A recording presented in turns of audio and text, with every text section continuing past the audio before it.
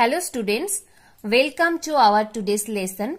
Today I shall start chapter 6 from class 12 physics, that means electromagnetic induction. So first I shall share some theory and later some numerical problem. So first we have to know about the branch electromagnetic induction. So almost every modern device has electric circuits at its heart. Okay? Almost every modern device has electric circuits as its heart. We learned in the chapter of current electricity that an electromagnetic force, EMF, is required for a current to flow in a circuit. But for most of the electric devices used in industry, the source of EMF is not a battery, but an electrical generating station. The branch of physics which deals with it is known as electromagnetic induction. So I think you will have some idea about electromagnetic induction. Next, we have to know about magnetic flux. In earlier classes, we already knew about electric flux. So now we have to know what is magnetic flux. So for this, let me draw one surface. Suppose this is our one magnetic field, and suppose here one area, and this is ds, and B is our magnetic field, and the angle between ds and magnetic field is theta. Now what is magnetic flux? The total number of magnetic lines of force crossing through any surface normally when it is placed in a magnetic field is known as the magnetic flux of that surface. So from this figure you can clearly understand what is magnetic flux. Now if we want to write this numerically or mathematically, then we can write phi is equals to integration B dot dA with vector symbol. Phi is equals to integration B dot dA, and we can write B A cos theta. So this is our value of net flux. Okay.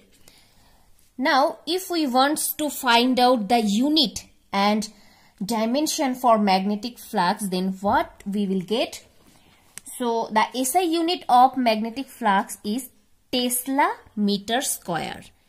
SI unit is Tesla meter square.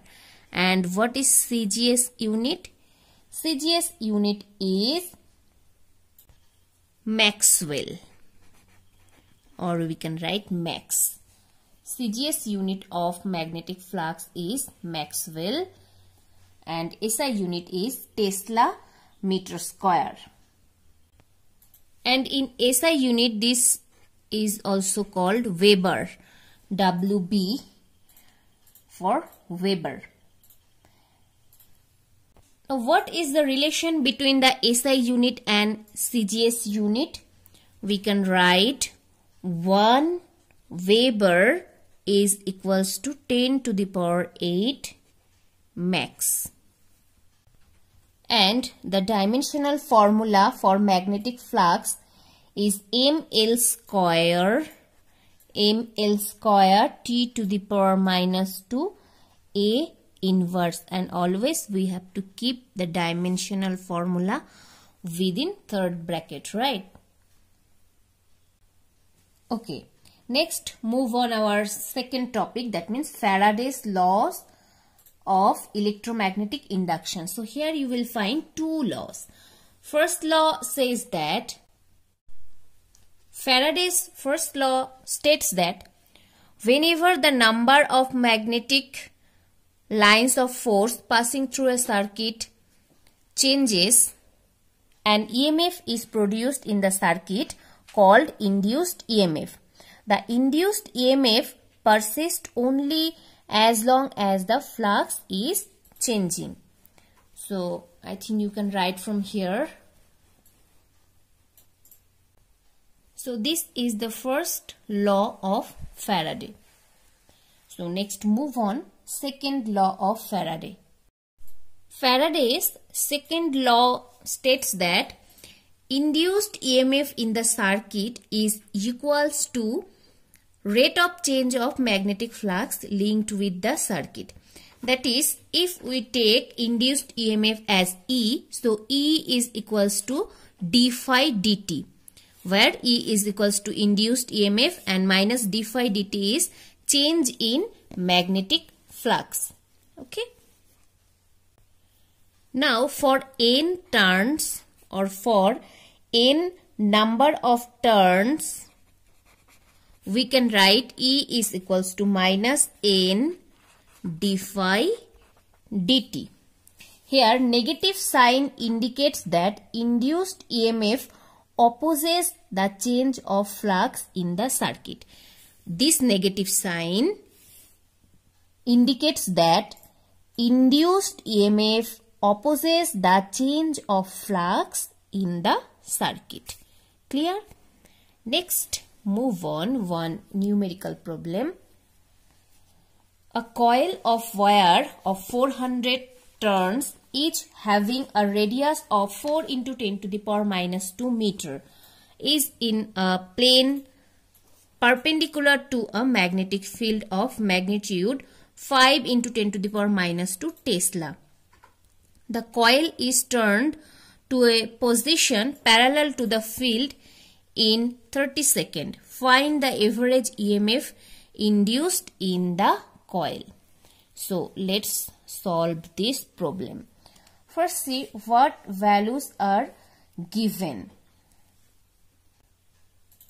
Number of turns, that means n value is given, then radius is given, and B, that means magnetic field is given, and also time is given. So these four quantity or four. So what is the formula for average induced EMF? So let us write the formula. So the average induced EMF is, the formula from here we can write E is equals to minus n d phi dt. So E is equals to, for this numerical problem we can just simply write n d phi dt. N d phi dt. Now in place of phi d phi we can write BA cos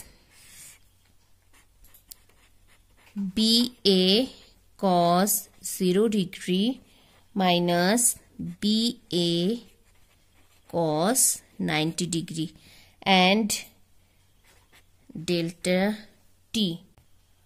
Why it's BA cos 0 degree minus BA cos 90 degree? Here see, the coil is turned to a position parallel to the field in 30 seconds. That's why here this is actually not 30, 0.30 second. So that's why here d phi means BA cos 0 minus BA cos 90 degree.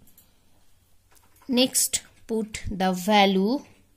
So n BA divide by delta T or dt. Better we can write it dt. So why it's only BA? Because cos 0 degree means 1 and cos 90 degree means 0. So this part is 0. So 1 into BA means BA. So in next line we can put the value. So here let us write here A is equals to, what is the formula for area? Pi r square, right? Now r value is given. So pi into r means 0.04 meter, so square. And if we solve this, pi means 3.14, right? So 3.14 multiplied by 0.04 will get 0.00503 meter square, and E value is given. No, from here now we can find the E value. So E is equals to, N means 400 turns, into BA. Now B value is given 5 into 10 to the power minus 2 Tesla, and BA, A means 0.00503 meter square. Here we can write Tesla, and delta T 0.30 second. Now if we calculate, finally we will get the result for E is 0.335, and the unit is volt. 0.335 volt. Okay, let us solve another numerical problem. A square loop ACDE of area 20 centimeter square and resistance 5 ohm is rotated in a magnetic field B is equals to 2 Tesla through 180 degree in 0.01 second. Find the magnitude of E, I and delta Q in both the cases. So to solve this, we have to draw one diagram. So this is suppose our square loop, and we have to give this name A, C, D, E. Okay, so suppose this is magnetic field,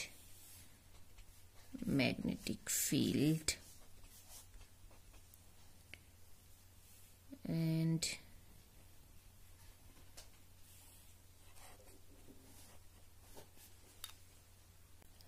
okay, so let us take area vector S perpendicular to plane of loop inward. So initially DS is, so initially we can write DS and B is in same direction, and when it is rotated by 180 degree, then S and B position should be changed like this way.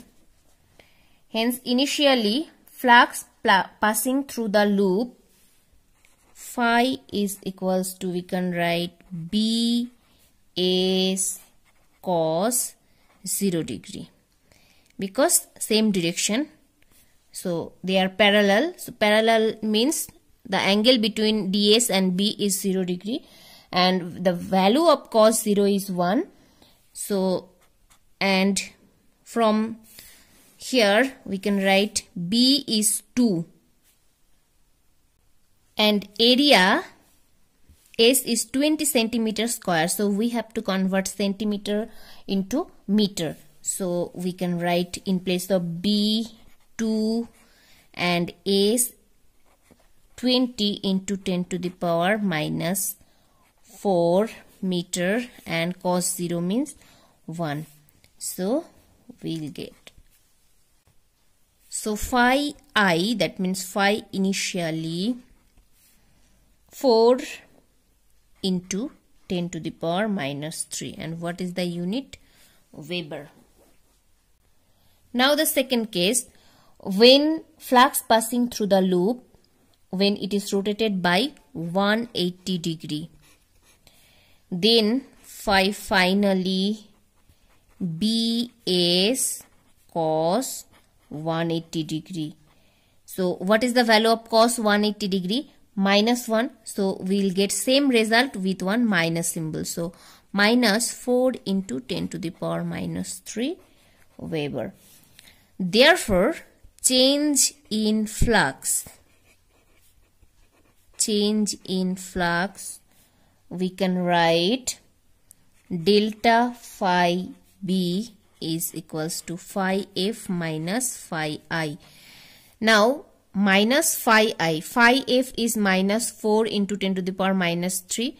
Then minus phi I means minus 4. So minus minus plus, and the symbol should be minus. So minus 8 into 10 to the power minus 3 Weber. Now given delta T is equals to 0.01 S and resistance R is equals to 5 ohm. So from here we can find out the value for E is equals to minus d phi dt, or we can write it as delta phi B delta T. It's same basically. Now if we put the value delta phi B, that means this one, and delta T from here, then we will get the value for E is 0.8 volt. Next, how we can find the value for I? I is equals to E by R. Now I is equals to E by R. So E value is 0.8 and R value is given 5. If we calculate, it should be 0.16 ampere. And now delta Q, what is the formula for delta Q? Is I delta T. So simply if we multiply the I with delta T, that means 0.16 into delta T means 0.01. Then final result will be 1.6 into 10 to the power minus 3. And the unit is Coulomb. The unit of charge is Coulomb. Now the last topic of today's discussion is Lenge's law. So the negative sign in Faraday's equation of electromagnetic induction describes the direction in which induced EMF drives the current.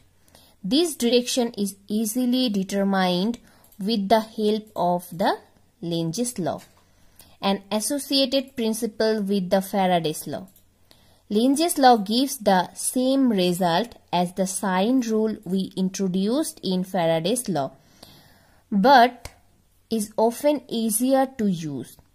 This law states that the direction of any magnetic induction effect is such as to oppose the cause of the effect, and we can define this way also. The direction of the induced current is such that it opposes the change that produced it.